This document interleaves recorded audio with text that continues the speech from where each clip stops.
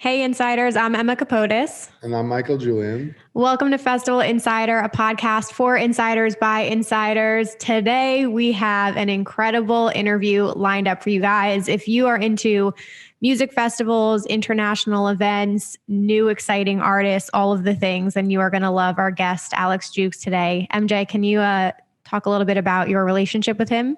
Yeah, sure. So, I've met Alex a long time ago and it was really random. And, I just had this feeling that this guy is going to become very successful in what he does. He was really passionate about music and events. And, he told me his story. And a long story short, I said to him, I don't have any international publicists at Electric Zoo. I don't really have any money to pay you, but hey, why don't we try to do some international press, because it is a New York festival. I want to see what you're capable of doing. He did a great job. This is a long time ago. It's like 8 years, maybe not. I don't even know. Wow. A long time ago. And since then, obviously, a lot of his clients are my friends. So when I visit their festivals, I see him there. So me and him, partied and talked in, 20 countries, and really have developed a relationship. I trust him. He has done a great job for a lot of the events that I've been doing everywhere. And, every year I was like kind of, well, he's growing too fast. He's doing a lot of things, at some point he's going to come to a stop, because, he's just growing too fast. He's everywhere, but he's never stopped. And the guy just keeps going like Energizer Bunny. And, Yeah. He's got a great team. I love the entire team. They're like family, and they're London-based, very good people. And, I thought that it would be great to have him here and share his story, because he'll probably have a lot of cool anecdotes to talk about different festivals and also different artists. He knows music well. So it's an interesting perspective, and let's let him in. Yeah, let's go. Please welcome to the podcast, Alex Jukes. Where do we begin, Emma? Where do we begin? I was going to say, I think we should kind of go through the whole journey, because the cool thing is obviously this is Festival Insider and you have all of the insights into so many different events and international events. And so I think it'll be really cool to talk about some things today and just like pick your brain about events we should know about that maybe aren't talked about as often. But to go back, we want to know like your whole journey to how you got to this point. So we would love to start with just asking you where the initial interest came for the dance music industry or music festivals. Like what first sparked that interest?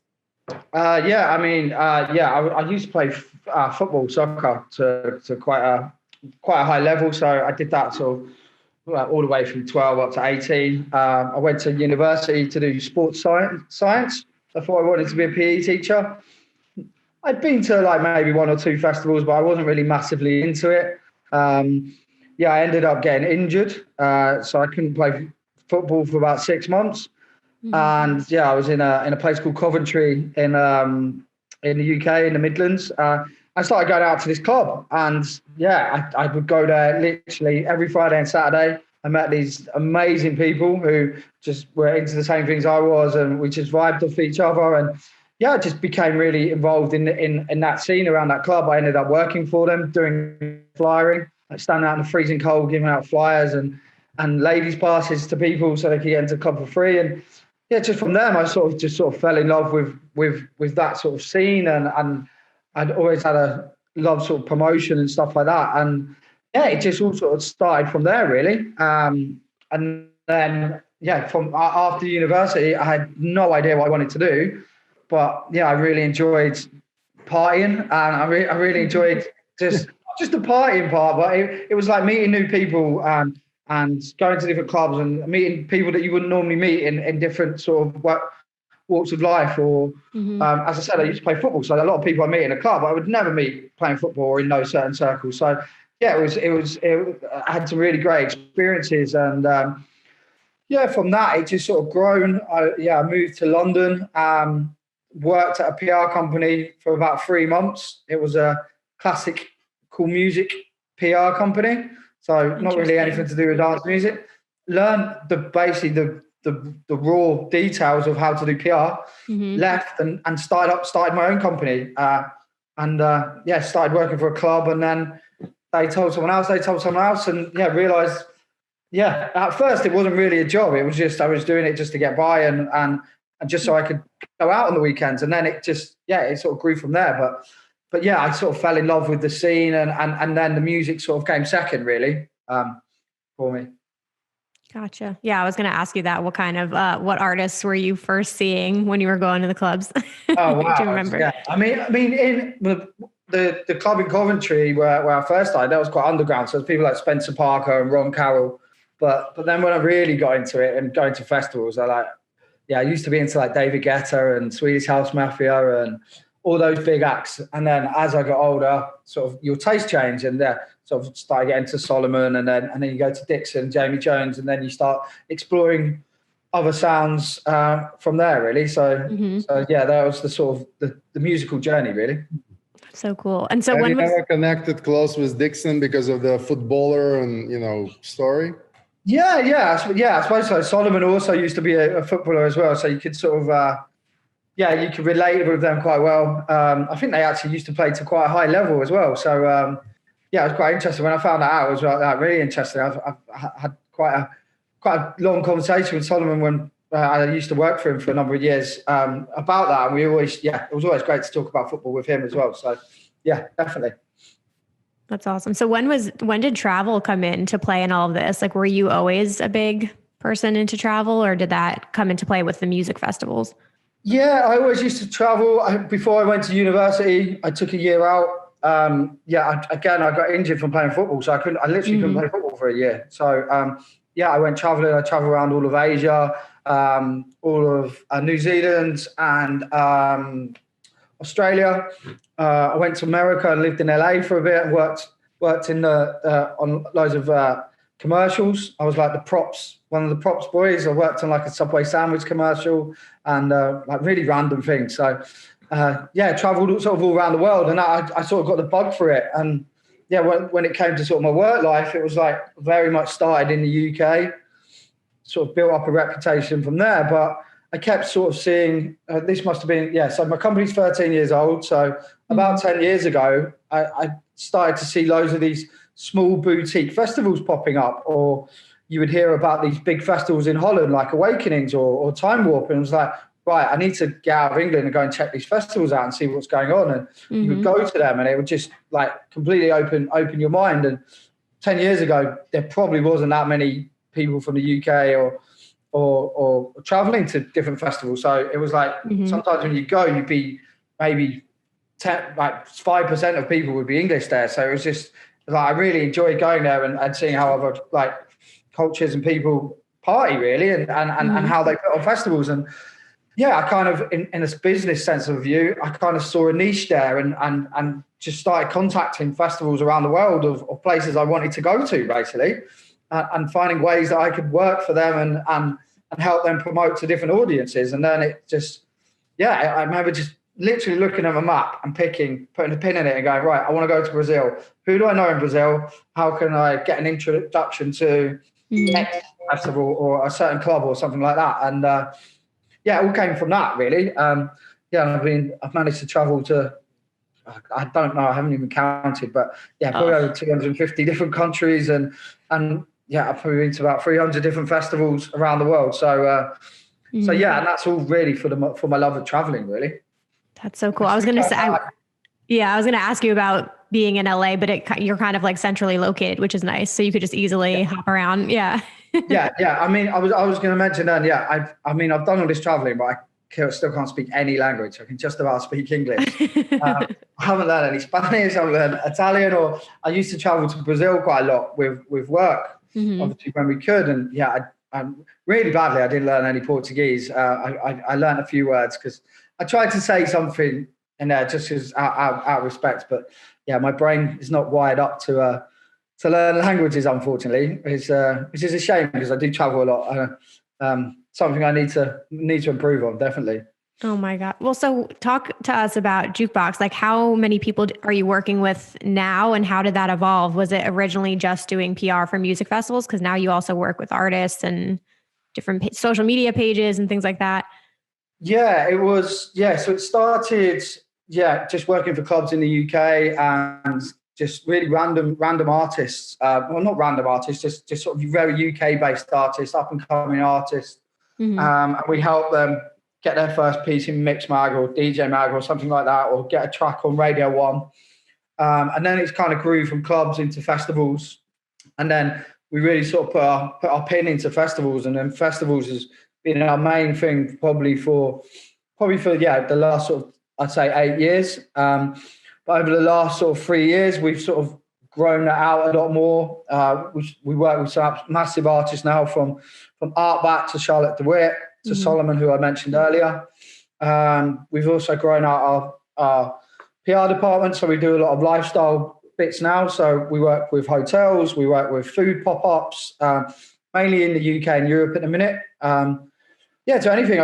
This Christmas we did a Christmas market, which was something completely different to promoting a techno festival.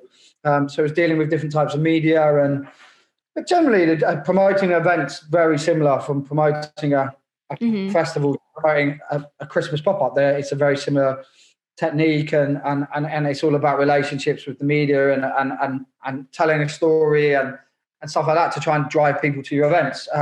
Right. Did you book Santa for the Christmas market? Yes. No, Santa wasn't there actually. It was a Nordic. It was a Nordic experience. It was called. So we had to book the Northern Lights, but they weren't the real Northern Lights. It was literally just a cloth with a projector.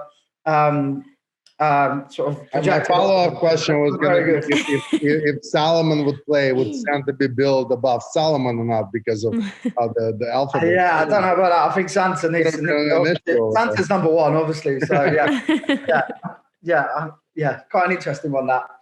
But yeah, as I was saying, we've sort of grown up what we do now. So it's not just festivals, it's artists. We do a lot of label promo stuff as well. But we've also heavily gone in on music influencers. So we work with, we sort of own and manage a lot of big house and techno Instagram accounts. So which I think we have a reach of over 5 million across those. And there's just a real solid community of people who love this scene and love festivals or love artists or love music. So and they're really engaged, and they've become a really powerful community. And they're not just based in UK, they're based in South America, they're based in the USA, to Greece, to Australia, to a lot of followers in Asia as well. So there's different accounts that do different things. So yeah, we do a lot of sort of music influencer stuff now across promoting a release, to launching a festival, to growing an artist profile.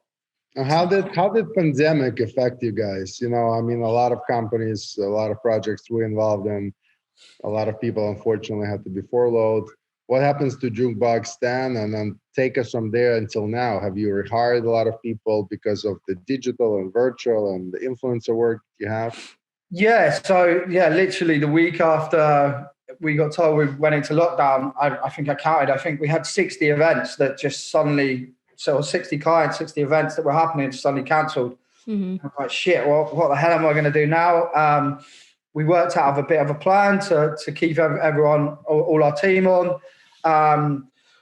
Obviously, we've had support from the government to help sort of keep our staff there and stuff like that. We only lost one person during the whole sort of 10 months, and we're looking to sort of get them back involved as soon as things pick up again. But yeah, we've managed to keep 90% of our team.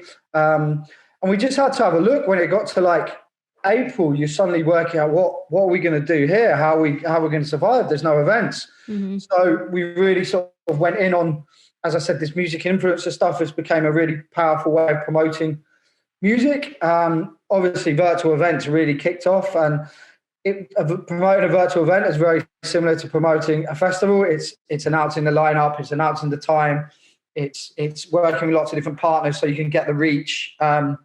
So over that's evolved, and I remember from the very first virtual live streams that were happening back in April, they're very different to what's going on now. Now I've seen a few events this week launching huge VR events where before in April you wouldn't even thought about that. A lot more live streams are coming, a lot more immersive, where you can actually people are talking online to each other. like there's one event that we're working with called the Bubble Club, where you actually join up in Zoom with like 5 of your mates, and you have to find your way to the club. It's like an underground rave. You have to answer all these questions. That's awesome. You spend like 45 minutes doing that with your mates, and then you eventually find the club, and then there's a DJ playing online, obviously. There's your DJ playing, but you're all in Zoom together, you're working together. And it's like, yeah, people are starting to be really creative now, that it's not just a DJ there with, I don't know, amazing background behind them, or I don't know. I think every major monument or epic venue in the world has been used now. So it's probably quite hard to find places to do that now. So yeah, I really respect promoters in how creative they've become over the last 9 months or a year, which gives me like real positivity about what is coming next, because everyone's had about a year now to like think of mad ideas, come up with new concepts. And because things have been constantly changing, they've had to keep changing what they're doing. And I just think one of our industry is very special in the fact that there's lots of very good creative thinkers, and they really think on their feet and come up with new concepts. So yeah, as soon as things start to open up, I think there's going to be loads of exciting new festivals pop up, new events, really immersive experiences that the audiences and festival goers and clubbers can get involved in. So yeah, big up to all the promoters for being really creative during this time, really. Mm-hmm.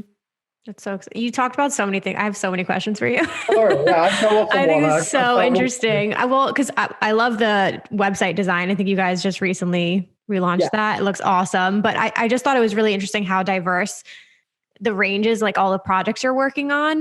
But I am curious, we just did an episode about EDM influencers, or just how influencer marketing kind of works in this space and how music festivals can utilize them. So I'm just curious, you mentioned you have all these different pages, but what's your take on influencer marketing in the EDM and festival space? Yeah, I think the terms are very different. I think the term influencers can be I think they're completely different for the type of influencer you use. So if it's just a normal person, celebrity person, I think they're a completely different influencer to say a very music driven page that is very niche and very genre specific. I think a lot of promoters, when influencers first came around, they just threw a lot of money at these big lifestyle influencers, think, oh, they've got 2 million followers, they're going to tell they're going to tell everyone to come to the festival. But you've got to think half their 2 million followers don't give a shit about EDM, probably don't even know what it is.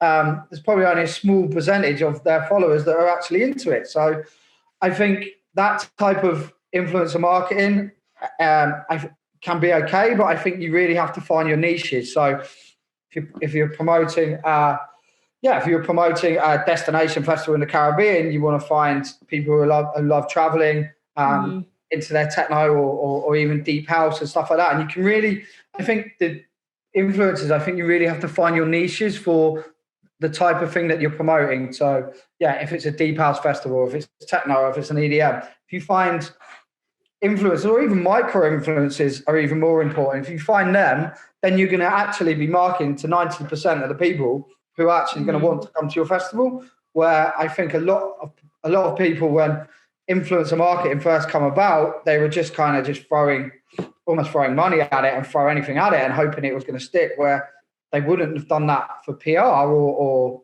other forms of marketing. I just think because it was such a new thing and it was like the buzzword of things to do, people did that. But now I think people are learning that it's you find your niches, you find your, I don't know, we're actually called the tribe. So it's like you find your tribe of people that you want to market to, and you know that will love that DJ or love that type of music. And then I think it can be really effective, because then you can almost create a community with those influencers, and they obviously tell their friends and bring people to those festivals. And also I think it's a lot to do with where in the world those influencers are from.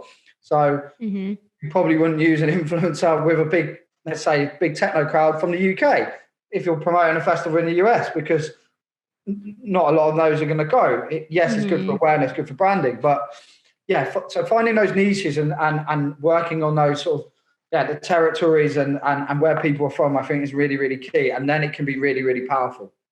Definitely. Yeah. We were saying, we said something similar to that, but MJ was talking a little bit about, if you have these big people marketing like that to their whole audience, who like half their audience isn't even 18 and can't even attend the event, or like stuff like, it kind of seems pointless, but I totally agree with you on the micro influencers. I'm also curious too about talking about as well. Yeah. MJ, any thoughts on that? I mean, we seem to be on the same page. As I'm listening here, I'm trying to ask myself if he just listened to the previous episode. I'm not going to lie. I did have a little look on your Instagram earlier today, as I always do, just to get some knowledge. Alex have been on the same page for too many years, so we share a lot of the opinions. Hey, you probably have gone to more festivals than anyone I know, which coming from me probably has some meaning. And I know they're all very unique and special in some way, but the audience of this podcast have not gone to too many festivals. Actually, partially the reason why we have this is to inspire people to go and discover festivals. And that's one of the projects we're eventually going to work on. I know it's like naming your favorite kids, but top 3 festival of Alex Jukes and why? Yeah. Well, before I probably say them, I think the reason I'll give a reason why I like certain festivals. I like going to festivals that I'm almost like one of the first people to go to them, where you go to the first year and then you're part of that festival for the first 3 years, and you really see it grow from almost nothing, and you see all the hard work that everyone puts into it. And then after year 5, lots of people then know about it, but the festival becomes something. It's like watching it's like watching a child grow, sort of thing. So I really love those sort of festivals. I still love the big production, big festivals like Your Awakenings, because a lot of our industry are there. You can go and hang out with everyone and network and just catch up, really. So I love them festivals. But yeah, I suppose my top 3, SXM Festival. SXM Festival in the Caribbean. I think they're about 5 years old, so they're one of the festivals that I've worked from the start and have a lot of really good friends there, and all my friends from all over the world travel in. Shout out to Julian. Hi Julian. Yeah. I'm going to say Awakenings. I love Awakenings just because, again, it's where I meet a lot of friends from all over the world, and sometimes you don't. It's a good chance to see big DJs on big stages just delivering and just really have a good time. And even the artists are like there. Then the third one. Wow, I think you're freezing. I think your Wi-Fi. I don't really know. Really, I really. I think your Wi-Fi froze when you were talking about Awakenings. Yeah, you froze at the beginning of the Awakening story, but now you're good. Oh, no. Oh, that was a really good story as well. Do you want me to say it again? Sure, yes. Yeah, okay. So my second one is Awakenings, just because this production level is amazing. They're like one of the legendary festivals in the industry, and I always see all my friends from the industry there. The DJs come and they'll hang out for 2 days, and they always are on their top game. They know that's the number 1 festival in their diary for the whole year. They have new music, they're prepared, they're fully pumped for it, and they always deliver their best sets. Where some festivals you go to, DJs play their best, they play well and stuff like that, but every single artist is on the game, on the money.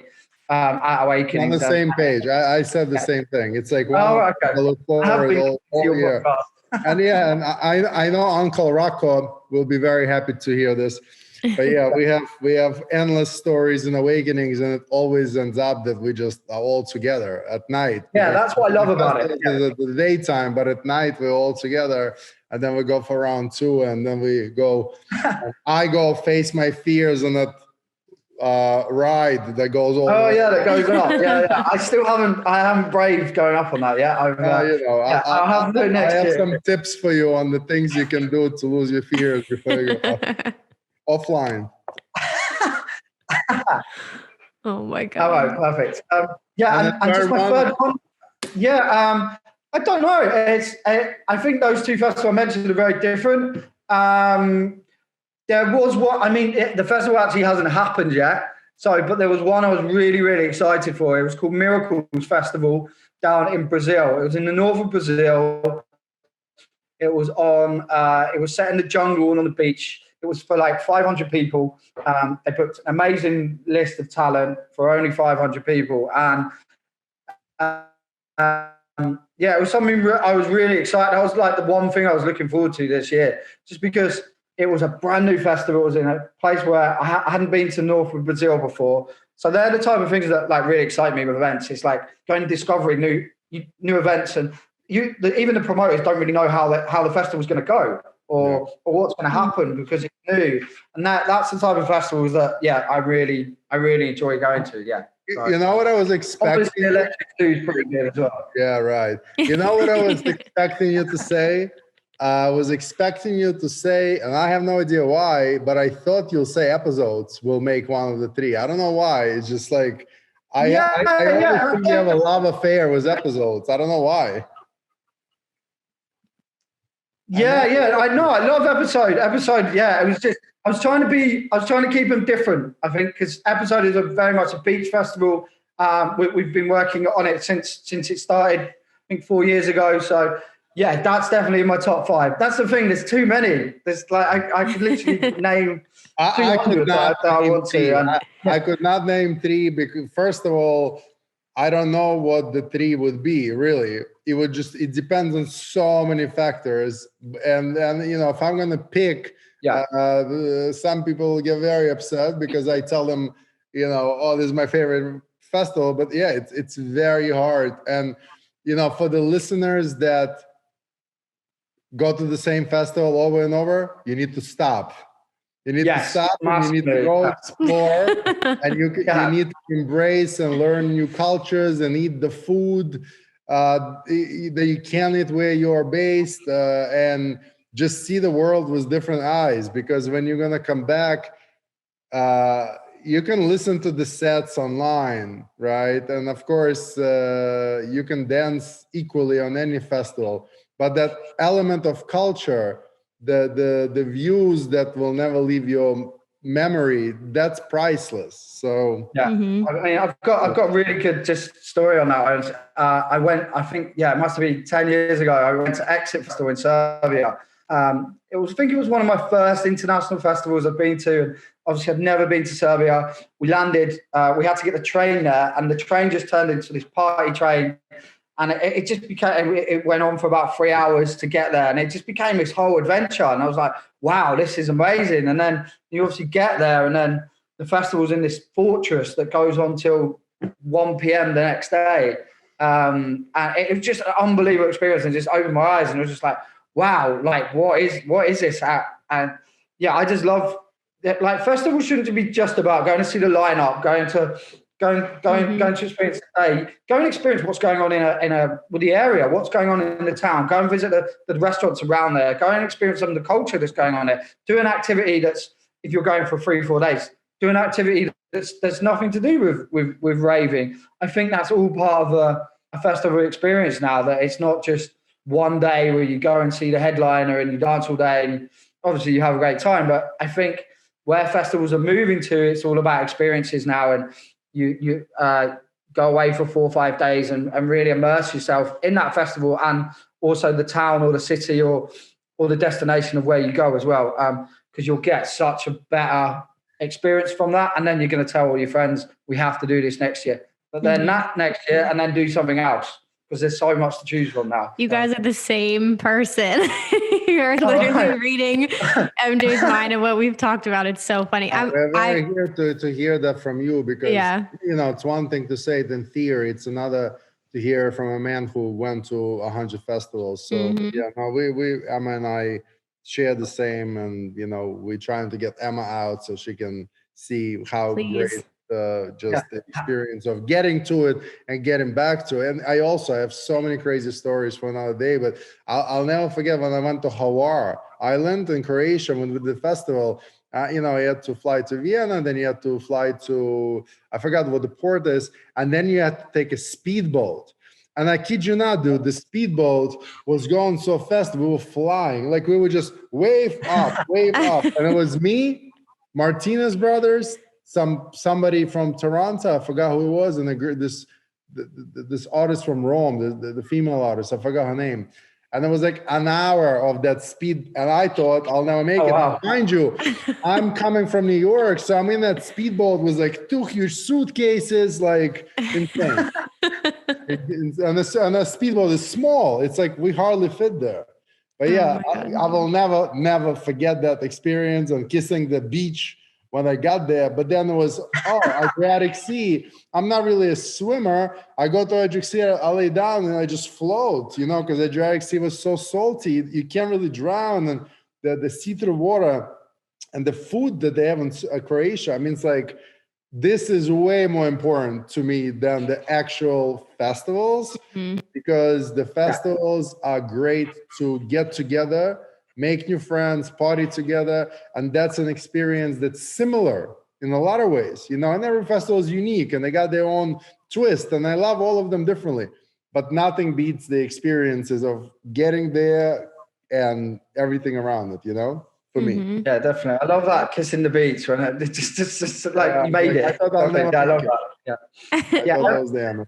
Yeah, Emma, how many festivals have you been? Have you been to any? I'm sorry, I'm telling you now. So no, I have not traveled to any international festivals. I've only done the United States. I know it's so bad. I've been doing festivals since 2015, but I've said this to MJ, you don't know what you have until it's gone. And this year, like you said, has just been, and it's a lot of things. I mean, I think when you're raving or you're doing events in your 20s versus I'm turning 30 in a few days, like I think now having the perspective of not having any events, my mindset going out of this is like, I've done all the big ones in the United States. Like that's not even a concern. I really just want to go international now because I haven't been able to travel. And SXM was on my list, Tomorrowland, like all these really, really big ones. But I guess the big thing is maybe when you're younger or you don't have the funds yet and things like that, or you're attracted to just the lineups and the big production, like what advice would you give to somebody listening who might be in their early 20s, who is only focused on like the lineup and, the EDCs and the ultras and things like that, which are amazing. Like, what would you say to them about the different types of festivals that they should explore?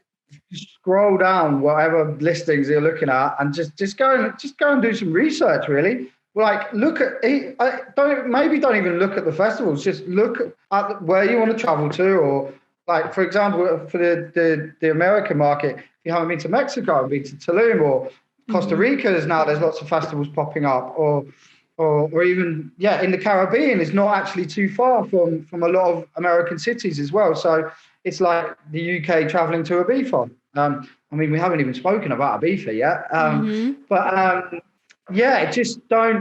maybe don't get caught in the headlights and just scroll down and have a look at other festivals and explore them. And just try and tell your mates to come and save up and go and searching for experiences would be my biggest advice. What does your weekend look like when you're traveling to these events? What are you doing all weekend? He's laughing. Having lots of fun. Awesome. But I once did. I think it was 7 festivals in one weekend, all across Europe, which was, and I went to Ibiza in between that. It was like a Thursday to Monday. I barely slept, but it was one of our busiest weekends, and I had a staff member in each of the festivals, but I have really good relationships with all our clients and all the festival owners. So they really want to see my face there. So I was like, right, I'm going to try and attempt to go to all of them. It was a logistical nightmare, but I think I managed to make 6 of them, and I didn't make the final one just because the 6th one I was having too much fun, and I was like, I'm not getting on play. I'm pretty sure I called you the weekend. I'm pretty sure I called you the weekend at DC10 because I remember you telling me the story over. Yes, I think it was. Yeah, that was, I think, the start of the weekend. Yeah, it was. Or it could have been a Monday. I can't remember. It was a very hazy weekend, but yeah. I mean, as I said, I love traveling, and it's like when I get to a festival, I know I'm going to see friends or I'm going to see people I work with, so it kind of keeps you going. But yeah, I wouldn't advise trying to do that. Just go to one weekend and work your way up. Yeah. Also, think about how many shots of tequila. You go to a festival, see your friends, you get one shot, two shot. By the time you're at the fourth festival, you may not know which festival you're actually in. This is true. Yeah, that has happened before. But I mean, I don't. When I'm working, I do like to party, and I remain professional. But it's like, if you know you're going to be traveling to 4 different festivals, you just have to obviously take it easy. A lot of the time we're at these festivals, we're looking after media and we're press. It's not, the job sounds amazing, but it's like we're actually here doing a job and trying to remain professional in what we're doing. And obviously, a lot of part of our job is looking after media and giving them a great experience as well. So. We have to be on the ball with doing stuff like that, and obviously setting up interviews at the festival and showing them why the festivals are so great. So it is tiring, but and you can have fun, but you obviously have to remain professional, and it's just years of practice, I suppose. Right. I'm curious too about because you've done so many events and some like you said, smaller, more boutique events. So is there anything that stands out to you that was really unique or like an experience at certain events? Like, because we've talked about sustainability as well. And like, I'm very much into researching transformational festivals right now and things like that, because I've never done an experience, but any stand out to you that you were like, oh, that was a really cool thing that they had at their event? I suppose more and more festivals are doing stuff more away from music. So they're offering things like yoga or day trips to go and experience a city or a town or an island. I actually went to Envision Festival down in Costa Rica, which is not just about the lineup. You can go and do lots of different experiences and learn. They have talks down there. They do yoga. They have lots of different things you can do. And I'd never been to a festival like that. So that was a bit of an eye opener. And you'd walk around, there's people hugging each other all the time. And it was like, it was actually quite exhilarating and like seeing something a little bit different to what I was used to. Obviously that's in Costa Rica down in the beach. So it was a fun experience as well. And sleeping in like these huts and I think we're losing you again. But it looks nice. He froze really nice over there. Huh?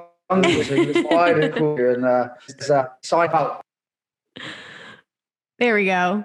We missed part of that.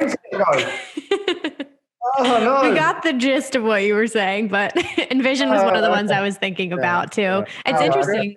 It's cool. I don't know that festival. Yeah, it's really cool to have day trips out. That's really along the lines of what I think can be an awesome future to keep the planet younger. And you keep the planet younger by bringing people, no matter of the age to the festivals, right? Yeah. You know what I mean? If you got 50-year-olds going to the festivals, the whole planet will continue being younger. And you know what counts as younger people? Younger people tend to want to keep everything around them healthier and more sustainable and younger. And so I think festivals could play a huge role in improving the world. There you go.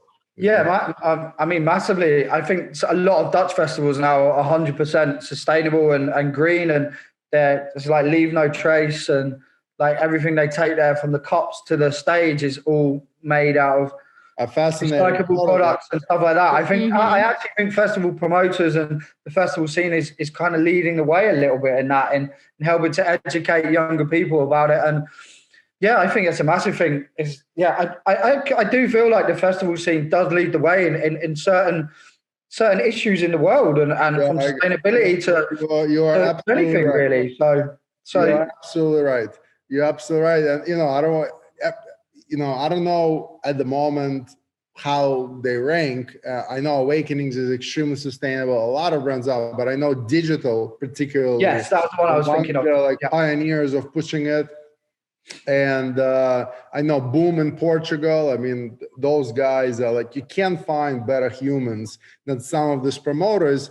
And, we were in the middle of this really interesting conversation with actually in Ibiza when we were doing Elro retreat, and we were with the guys from Exit in Serbia and digital guys and Boom family and Elro family and, a bunch of others. And they weren't talking about how to sell tickets or PR, how to book. the agenda was, now that we've gotten to be in a place where we have a real audience that's at scale, how do we leverage our voice and the fact that they think that we are an authority and they will listen to us? How do we leverage that voice into showing them the way of life that we believe in, which is sustainable, which is health, wellness, love, and you're right. The festivals are influencers on a big scale, right? And so if festival organizers are responsible and lead the masses that follow them, they can make an impact worldwide on things way outside culture and entertainment. I totally agree with you. Massively. And what I love about that is all festival promoters coming together and not seeing it as competition and actually sharing ideas on how to be green, how to be sustainable. I think that's where our industry really needs to keep going, keep pushing forward with that and being collaborative with each other and helping each other how you're going to solve these issues and then hopefully, as you say, influencing people who are going to festivals to when they get home to suddenly think about that and how they can affect their own lives, not just a big festival, but like just even like not using plastic or eating better or looking after yourself and stuff like that. So I definitely believe festival promoters are leading the way in that sense, definitely. Right. Well, you mentioned too, switching gears here, Ibiza, which I have not done yet. So I have to ask the experts here. What would you tell someone who would be going for the first time? How long should they go for? What should they do? Where should they be? Like, give us a good plan for a weekend there. For my 19-year-old self to my 38-year-old self is a very different plan, I would say. And from the first time I went to maybe if I was going next week. If I was going next week, because I haven't been for a year, I'd probably be my 19-year-old self and just go everywhere. But obviously go and visit DT10, Amnesia, go and see El Ro in Ibiza. It's amazing. But try and go for 5 days, so it's not just pure parties. Like have 2 days of actually seeing the island. The island is beautiful, and there's so many amazing beaches, and it's not that big, and you can drive around it in a day and a half, and go and experience some of the amazing beach restaurants, and go to the old town. Clubbing is just one part of what Ibiza is about, and I feel to really experience Ibiza, you need to experience the whole thing. And then I don't know, people who've been to Ibiza, they just keep going back year after year after year. It's probably one of the only destinations in the world that people do go every year, where sometimes you'll go to a destination, you might just go once, where Ibiza, people keep coming back and keep coming back. Right. It has this very special magnetism to it or whatever, and it's not just about the clubs. There's something very special about that place, and MJ would probably say exactly the same. And have they said anything? The islands, there's this aura, right? Is that the right word? Yeah, that's the word. There's like magic about it. Just you get there, and all of a sudden you disconnect from the problems of the other world. Like it's a different world, and your brain kind of just the sunsets and the sunrises also on the island are so powerful. It completely like set the mood for the day and then for the night in a way you can't really imagine. And the food is so good.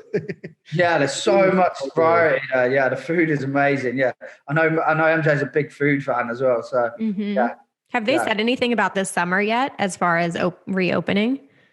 I think they're just waiting to see what happens. I think there was a few quotes that came out from the Spanish Prime Minister about tourism might be allowed this summer.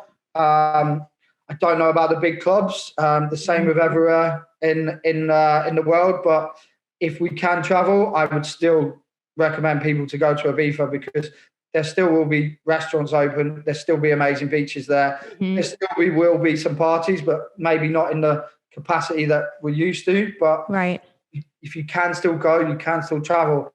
I would urge people to go there and maybe see a different side of Ibiza that you maybe wouldn't normally see. But hopefully we'll see. I think the next couple of weeks are going to be very interesting from a UK side anyway, and a Europe side, as we said earlier. I think they really want to welcome people to the island. They were kind of brainstorming about different ways. For instance, testing you before you get on a plane, especially like on connecting sites. So, because you can't really go to the island direct from too many destinations. So if you're going through Barcelona or Madrid, they can actually test you in Spain. And if, you're positive, you get to the island.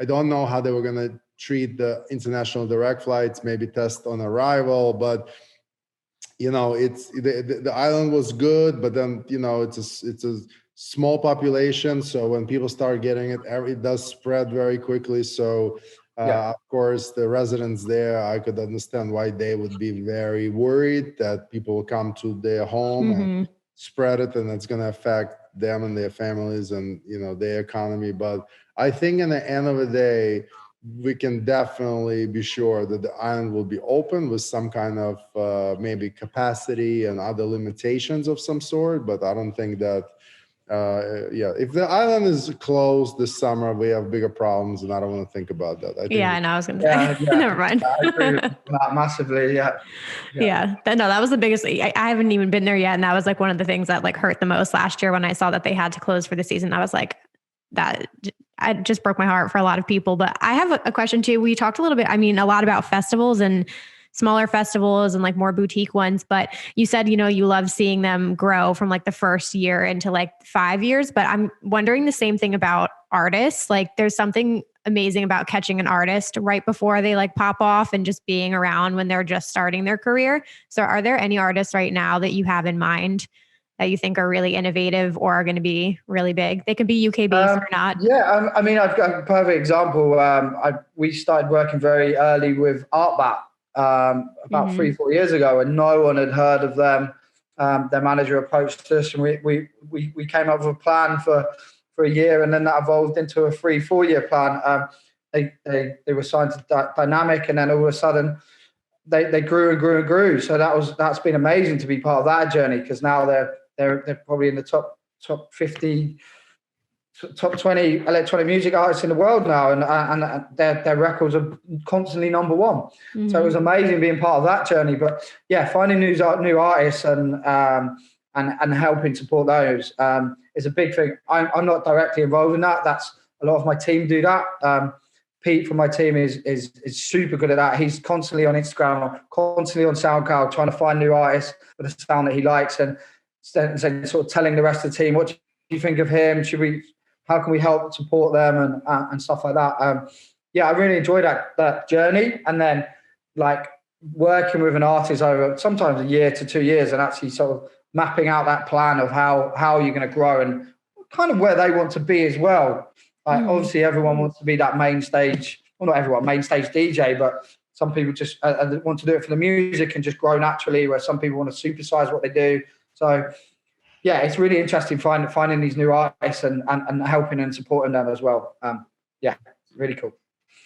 Yeah, actually, that leads me to a couple of things I want to ask you. So one, who is your all-time favorite, a couple of 5, 3, 1, doesn't matter. Just who are a couple of the artists that you have been really inspired as you kind of evolved from the mainstream music into the house music? You must have listened to someone whose music kind of moved you and you said, this is my vibes. And then the second question I have is, who do you think from the guys that are less known today, right? And when I mean less known, I mean, they're not like global phenomenal yet, that you think are going to pop off. That's for me one of the honestly most entertaining part of what I do, is to predict who's going to blow up. I enjoy it. I am right too many times. So I think I just have some kind of luck with that thing. But there were so many artists where I would just go to agents and say, get this guy. And a year later, the guy's a superstar. I mean,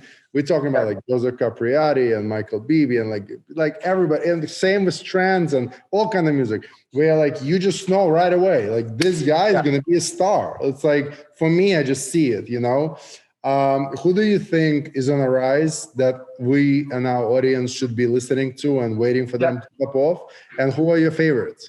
Yeah, I suppose the up and comers, I think, are sort of been bubbling away during like the last 9 months, and they probably would have blown up now, but all of a sudden they haven't. So there's two actually. There's a guy called Colin who is signed to Afterlife. Colin, I think his name is. His releases are amazing. He's an amazing DJ. He's very much in that Taylor Russ sort of sound. He's got a lot of content on Instagram. I think I'm noticing his stuff. Yeah, he's amazing. Really good guy as well. So I think he's going to be massive towards the end of the year, next year. I mean, he's already getting there. I'm actually going to say a guy called Jamie Roy. You may have know of him, MJ. He's been a clubber, going to Ibiza for years. Really good DJ. Over the last couple of years, he's really got his head down and got in the studio. And I've just seen some big things that are coming with him. I think he just got signed to Ultra and has a huge record coming. And he's a friend, and I know how hard he's worked, and I'm really hoping he's going to blow up. But yeah, he's a name to definitely watch out for. He's a fun guy as well, so he's not just a normal DJ. He'll want to have fun, and there's a bit of a personality there as well. So yeah, that would be the two people that I would say are definitely going to blow up in the next 6 months anyway. Me personally, I'm a big fan of. I don't really know. My music taste changed literally on a yearly, weekly basis, really, massively. So I'm actually a big fan of Art Bat. Yes, I work with them, but I'm a big fan of them. I really love the Innovision stuff because I love going there. When they do special Innovision parties, I really love going to see all them as well. I'm really into Archie Hamilton in a minute, one of the guys from Fuse.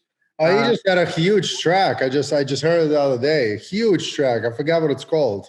Yeah, he's been blowing up for a couple of years now. But really cool English guy. He's doing really well, and I think he's got a big future. But I'm really into his sound and stuff like that as well. So yeah. Yeah, it's funny you say that. Fuse has been really growing everywhere except for States.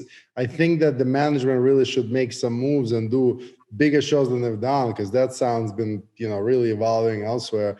Yeah, it's a really big, it's this kind of London sound that they've built over 10 years. So yeah, I know from watching them and speaking to some members of it from Archie. I remember when they had the residency in Senki's in Ibiza and nobody really knew it.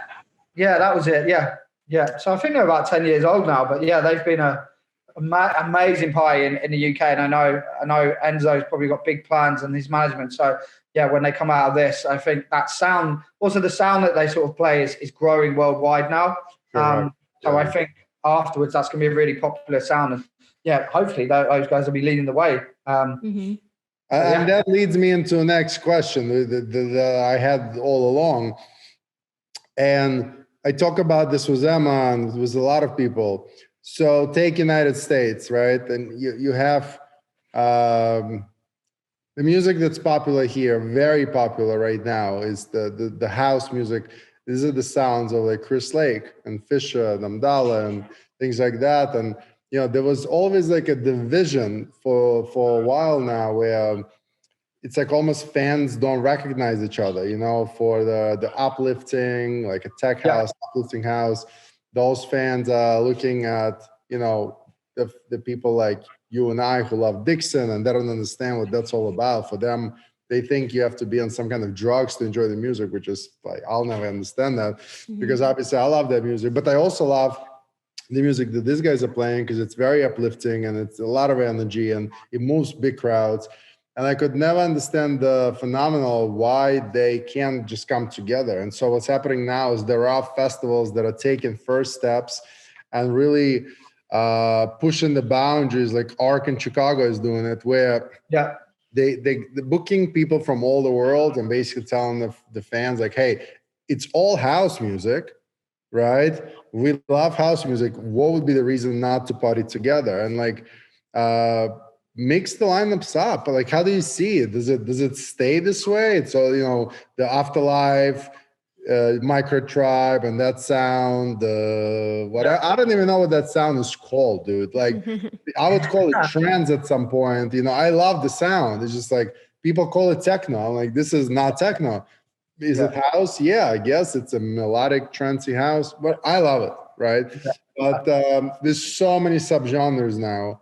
Do you see it all coming together? You're walking in one day to Amnesia or even DC-10 or whatever, and throughout the night you hear sets of techno and melodic and all of it together? Because that's how I see it, but not many agree with me. What are your thoughts on how it all is going to survive? Not survive, but rather grow.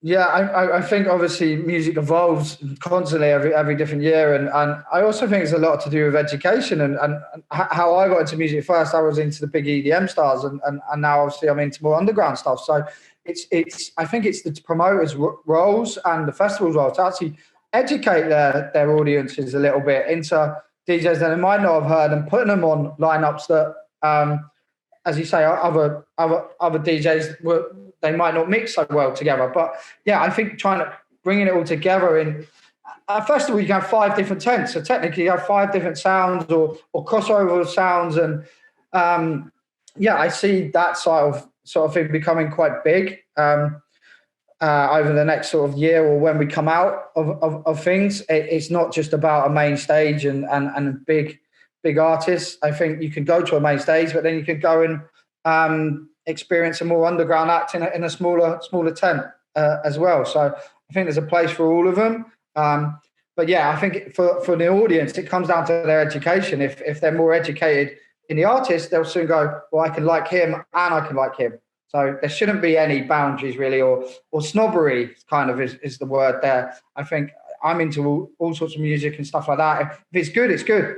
I think when it comes to music. Ironically, when Electric Zoo started, it was just a year or 2 before EDM boom happened. And that's what our stages were like. Like Seth Roxler was an opener at the main stage. Like it was totally mixed. All the sounds were mixed because in the end of the day, it was all electronic music. Back then people cared a lot less about the subgenres, but then came the division, right? The techno heads go to this stage and the trance people go to this stage, and the commercial people want to stand in the front line on the main stage. And to me, it was as short-sighted as going to the same festival over and over and again. The point of a festival, if you are lucky enough to be in a festival that has different stages, you got to move around and embrace the sounds, because as you did, everyone kind of, and I don't want to say graduates, because then it seems like one sounded more inferior to the other. But yeah, people come for Armin van Buuren and then hear Carl Cox, and that's how I end up knowing Adam Beyer. That is the transition. Yeah. That's exactly how it works. And I don't think most people understand it, but that's the reality. And so many sounds now, just so similar. I was talking to Gabriel in Dresden the other day. I'm like, it's crazy. Like their older trance sound and today's, like, how do you define Arbat sound? How do you define it? What is that sound? Good. yeah, exactly.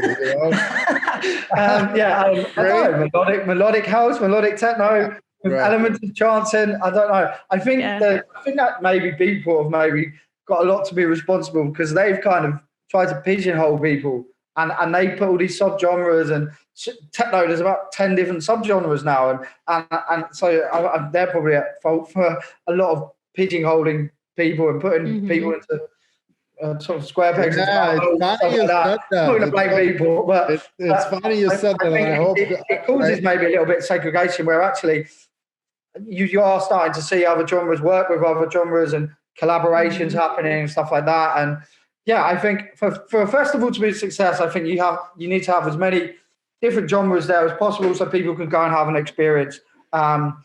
Especially if it's a larger festival, I think you have to have different options there and stuff. And then you're just walking along to the main stage, and then you all of a sudden walk into one of the smaller stages and you hear this DJ, you have no idea who the hell it is, but all of a sudden it's your favorite DJ, and then you go and search out online who it is, and then you're into a new type of music or a sound of music. But you still go to the main stage and enjoy your main stage. I will admit, I have no idea how to categorize music in those subgenres anymore for a lot of it. Like some of it is easy, so you know what the bass and the trance and the house and the techno, yeah. But then when you go in, like I spoke to Spotify team just recently, and like they don't know, right? Because I don't know. So they're like, we also don't know. We don't know anymore. It's just so this boundaries are like pushing each way. It could be a techno and a house and a trance all on the same track. But it's funny you mentioned Beatport, and this is years ago, so I don't know how this works now. I remember that I quit looking at these genres when I got an email from Beatport many, many years ago, and it was like top 10 tech house remixes or something like that. And I opened, and the number one was Nicky Romero, remixed by like some like, if that is called tech house, I quit categorizing music. And that was the answer, Yeah. But I'm just so happy that the music evolves this way, because the fact that we have so many different sounds ultimately is why the house music keeps growing, because people that have different musical tastes are entering the dance floor because they happen to have preference for a hard or soft or melodic or whatever sound. But then once they are on the dance floor and they get exposed and introduced to the other sounds, they embrace it. And ultimately that helps house music and electronic music in general grow. Look, we still are kind of early, like compare this to jazz or rock or whatever, right? So like my kids, when they play video games, like they know the slushies and the marshmallows, and because it's integrated in all their kids. Yeah. So what happens in like 10 years? In 10 years, maybe that is the only, I have no idea how it works, but in 10 years, there'll be hip hop electronic hybrid, because it's going to keep evolving. And I think that's fun for me to watch. And that's, as you say, I think that's the fun part of working in this industry, that things are always evolving. There's always different things. There's very creative people, and I feel like we're always two steps far ahead than sort of any other sort of industries and stuff like that. So that's the exciting part about being involved in this industry as well. So definitely. Yeah. This was amazing. I'm so happy you were able to make time and tell your story. No, it's all good, man. I always make time for you. It's been nice to see your face. And it was, really nice to meet you as well, Emma. It was nice to meet you. Yeah, this was so awesome. I have a lot of notes to go look up after this and a lot of traveling to do. So I hope to see you at an event. Yes. So please let me know when you first go into Ibiza, and make sure we're there, and we can show you around, and I see your face when you walk into a club in Ibiza. I'm committed to keep going. With this project for two reasons, just so you know. One, I really want the industry and the fans to have an outlet that both sides can equally appreciate. I think by going through journeys and stories and just like talking, I think everybody can get, engaged in this conversation. That's fun. But no less important, I want to build a new culture for travel adventures. Like I want people to learn from other people, not because I say so, not because there's a technology.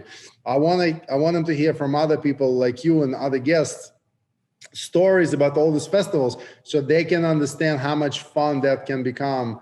And, God willing, if everything goes well, we do want to eventually launch a project where we can help the fans discover the festival they're going to. I think that it would be fun to do it all together with friends like you, and because I think if we change the way people think about traveling to these festivals, we'll create something that will help people make, lifetime memories, really just change perspective on the world. I mean, as you say, a lot of my friends are very good friends of mine. I've met at festivals, and I meet them every year at different festivals.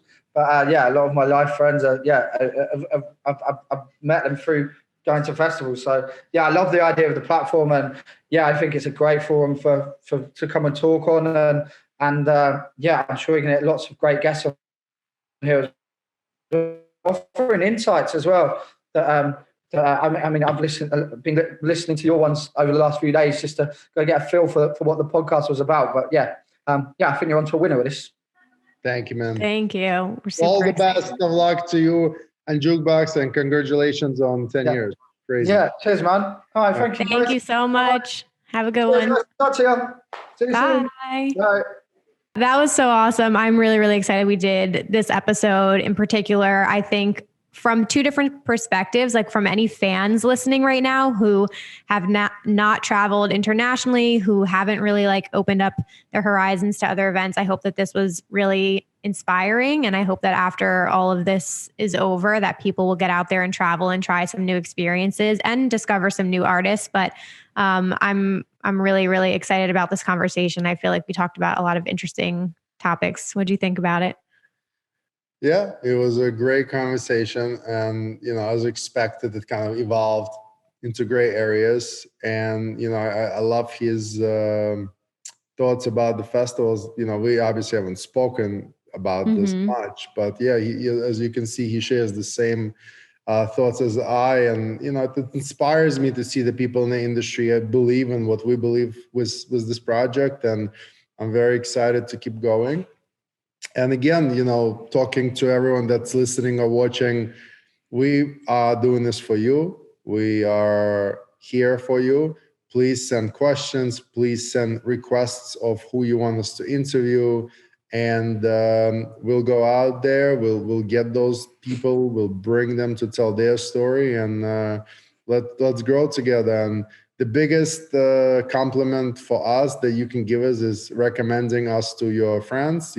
Please share the podcast, like, subscribe to the channel, and we'll work hard and we'll make sure to deliver on our promise to make this interesting and educational and fun. Yes, we see all of the comments on YouTube, the suggestions, what you guys are saying. We really, really appreciate it. All of the retweets. And again, we're on Spotify, Apple Podcasts. If you want to rate and review, that's huge. Subscribe over on YouTube.